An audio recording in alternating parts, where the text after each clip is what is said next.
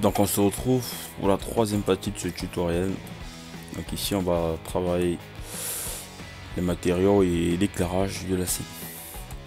Alors on va créer dans notre premier matériel, on va l'appeler rouge. Ok, je double clique dessus. Là je vais déjà changer le style en objet. Attendez, je vais déplacer comme ça, objet GI. Donc il a changé le style de matériel. Alors maintenant ici je vais mettre du rouge. Le vert je le mets à 0 et le bleu je vais le mettre dans les 40. Ouais, en fait pour avoir un rouge un peu rose en fait. Ok, et dans la réflexion R16 c'est un petit peu différent.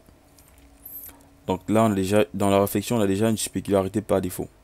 Donc cette spécularité on va augmenter la hauteur et 10 000 à l'âge. 24 c'est bon, ok. Après on rentre ici dans calque, on va rajouter un calque réflexion. Et puis le calque réflexion il doit être en dessous de la spécularité. Donc dans le calque réflexion que je viens d'ajouter, c'est ça, calque 1. Je vais diminuer l'intensité de la réflexion qui est là, donc je vais le mettre dans les 50. Et ici je rajoute un Fresnel dans les 25. Ouais, donc pour avoir un truc comme ça. Donc pour roter, vous faites un clic droit et puis vous cliquez pour tourner la texture. J'ai mis encore un petit peu ici. Voilà, donc dans les 30, 37, 39, c'est bon.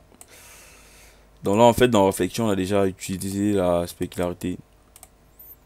Donc le matériel est complet. Alors là, je duplique. Je vais l'appeler noir. Ok. Ici, je vais cliquer là, je mets un blanc et puis donc je mets un blanc et puis je mets 13% dans la luminosité, donc ça va donner un gris foncé. Voilà, et là je remonte la spécularité dans la largeur de la spécularité comme ceci et je diminue un petit peu sa réflexion, surtout dans le canal Fresnel. Voilà, donc je vais dupliquer ce noir pour créer un gris. Et puis dans ce gris, je viens là dans couleur. Ici, je vais mettre la luminosité dans les 50%. 50% c'est bon. On a les 50%, un gris à 50%. Parfait. Voilà. Après ça, je vais rajouter une autre texture qui est déjà dans les fichiers source. Donc je désactive ça, je vais dans la luminescence et puis je vais charger mon fichier source. Donc c'est ça, HDR21. Donc il existe dans la version... il existe dans la version CineKDR 15, donc sur la R16 je ne l'ai pas trouvé. Alors une fois que je l'ai chargé, donc là c'est notre ciel, donc il serait dans le ciel pour la réflexion. Pour texturer la scène, on a besoin de ces 4 couleurs, pas plus. Donc on va prendre ici le premier, dans le premier c'est le test. On va rajouter un noir et puis on va mettre un rouge dessus. Donc le rouge on va juste mettre ici un C majuscule 2. 1 pardon, C majuscule 1. Pour que la couleur se place sur la façade de notre test. Par contre ici je vais rajouter un petit peu de biseau, je trouve que c'est petit. Donc là je vais mettre un dans le biseau. Et puis là un, attendez c'est trop, 75. Et là 75. Ok. Donc une fois qu'on a fait ça, je prends le repère X, je vais juste glisser le noir sur le repère X. Donc je glisse du noir. Alors là on constate qu'on n'a pas une bonne qualité sur le repère X. Regardez là, c'est bizarre parce qu'il n'y a pas assez de mailles. Donc on va sélectionner ici avec ça. On va dans interpolation et puis on va diminuer l'angle. Pas trop non plus, hein, sinon ça va bugger. Donc moi je mets l'angle à 5, c'est bon pour moi. Là je trouve que c'est parfait. Voilà, donc là on a du noir. Et puis sur notre logo, on commence ici. Dans le dessus, on sait d'office qu'il est en rouge. On met tout simplement du rouge. Et puis celui-là, il sera en rouge. Maintenant, on va toucher l'extrusion qui est là. Donc les régions ils sont en noir. Ok. Et après on a donc celui-là qui est en gris. Et le bas qui sera en rouge.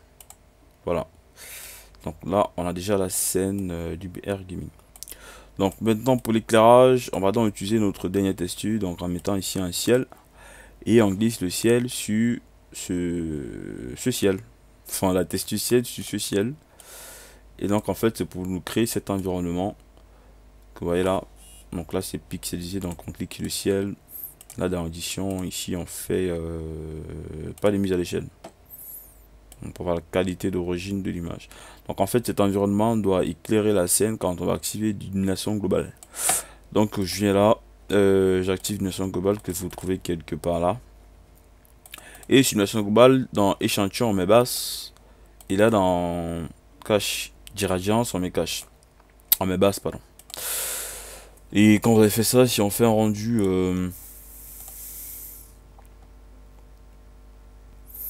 on peut déjà voir de la réflexion ici sur notre objet.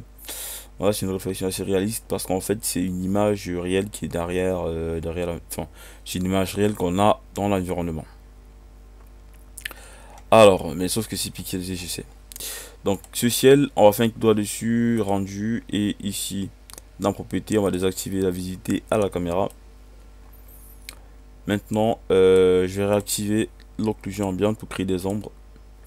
Donc cette occlusion ambiante, on va paramétrer aussi. Ici, au lieu de 100, on va mettre 25. Parce qu'en fait, on veut juste des ombres sur... Ici, sur des angles ici. Et on sait que notre scène fait 2 mètres. Donc là, c'est 1 mètre. Là, c'est 50 cm. Et cette distance, c'est à peu près 25. Donc on aura des ombres de 25 cm. Je pense que c'est même très grand, on va voir. Donc là on a des ombres qui pourront être dupliquées sur After Effects. Vous voyez ici il y a des ombres. Et déjà la réflexion elle est bonne. Donc on va maintenant jouer un petit peu avec l'anti-aliasing parce qu'on constate que là c'est pixelisé. Enfin la qualité n'est pas bonne. La qualité elle n'est pas bonne. Et aussi l'éclairage. Il n'y a pas la spécularité qu'il y avait sur mon intro ici. Là je vois pas la spécularité. Donc en fait sur mon intro j'avais créé une caméra avec un angle distance focale de 25, donc un grand angle. Donc à l'intérieur on a une scène plus grande et puis j'ai créé une lumière qui ici j'ai coché éclairage ambiante avec une intensité de 40%. L'éclairage ambiante en fait ça éclaire toute la scène, donc ça élimine un petit peu les ombres. Et là j'ai qui était dans la caméra avec des coordonnées à 0 0 0. Bon, la rotation on s'en fout. Donc en fait cette lumière a pour but de créer cette spécularité sur le noir. Donc si je refais un rendu, on va voir maintenant qu'il y a de la spécularité sur le noir. Vous voyez que là maintenant on a de la spécularité. Et puis on va faire un petit peu le rendu pour avoir une bonne qualité là.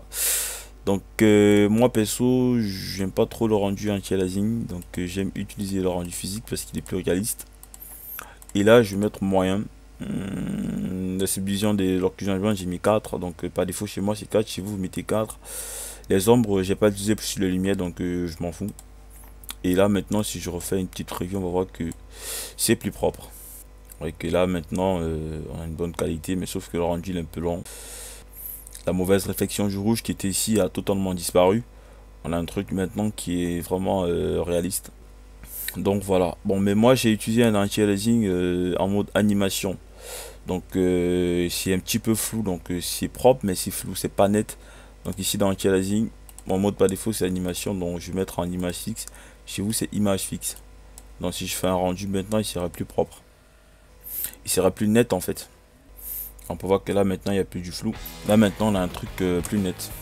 Je vais m'arrêter là, je pense qu'on a éclairé toute la scène. Donc on va passer à la quatrième partie pour l'animation de notre logo.